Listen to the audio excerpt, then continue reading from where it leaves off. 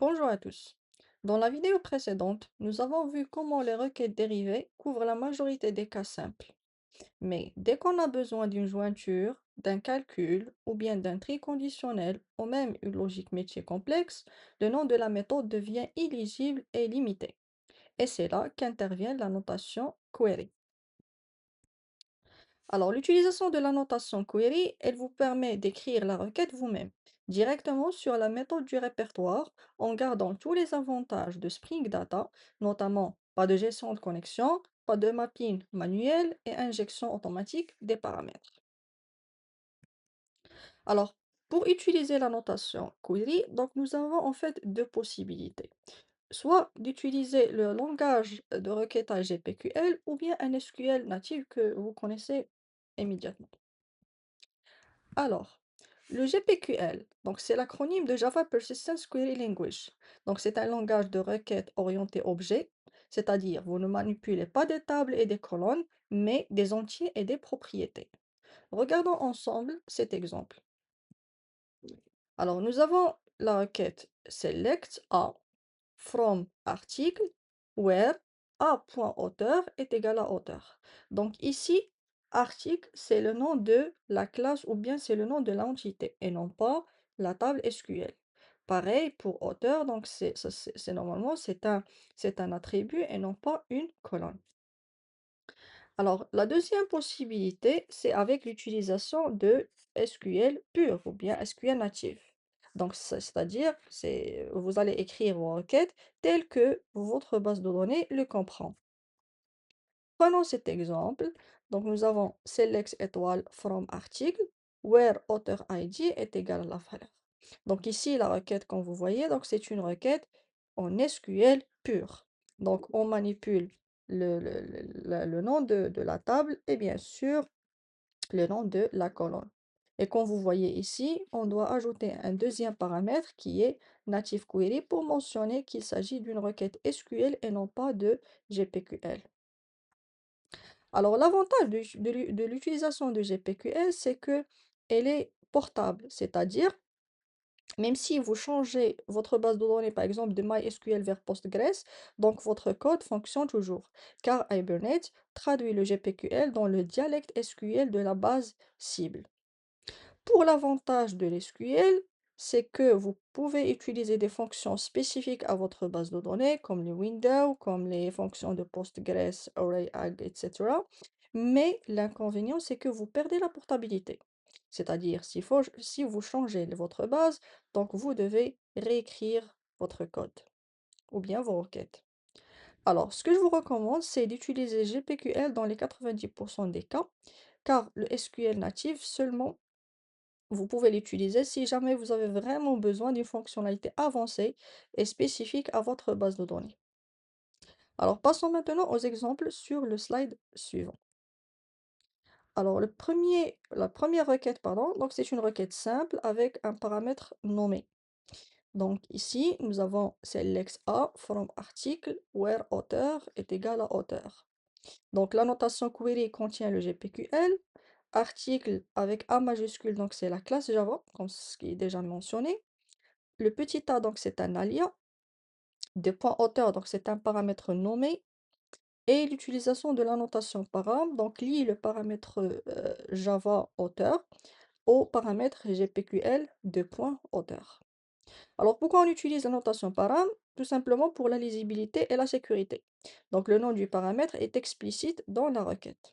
Bien sûr, vous pouvez utiliser les paramètres positionnels, donc avec le point d'interrogation 1, 2, etc. Mais c'est moins lisible.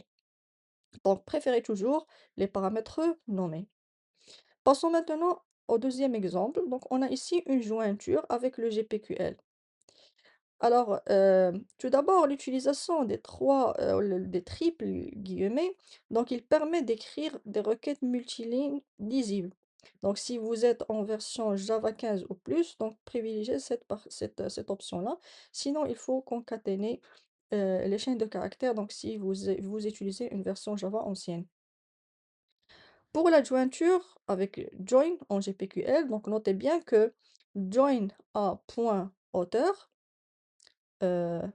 U Donc ici, vous ne précisez pas la clé étrangère GPA. Pardon, vous ne précisez pas la clé étrangère. Donc ici, GPA connaît déjà la relation définie dans votre entité avec la notation Minute1. D'accord?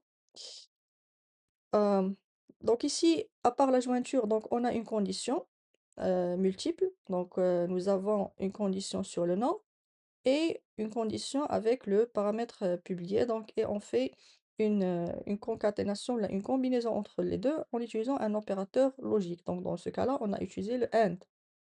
Et on a terminé la requête avec un tri décroissant par date de publication. Le troisième exemple, donc on fait un count avec une condition. Donc tout simplement, on a utilisé la méthode count, comme vous voyez ici. Donc les count A retourne un long, donc c'est pour calculer d'une manière simple et efficace. Le dernier exemple, donc c'est donc ici nous retournons un DTO directement. D'accord? Un DTO, si vous ne connaissez pas, donc c'est le Data Transfer Object. Donc ce sont des classes ou là, des objets intermédiaires. Donc au lieu de retourner l'objet article, donc toute l'entité, donc ici on privilégie d'utiliser des DTO qui contiennent seulement les attributs qu'on aura besoin. Donc ici, quelque chose de subtil se passe.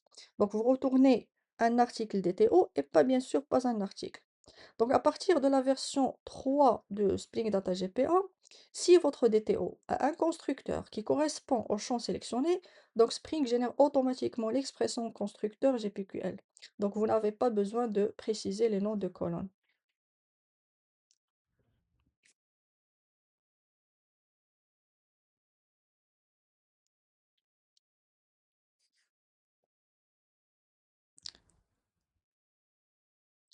Bien.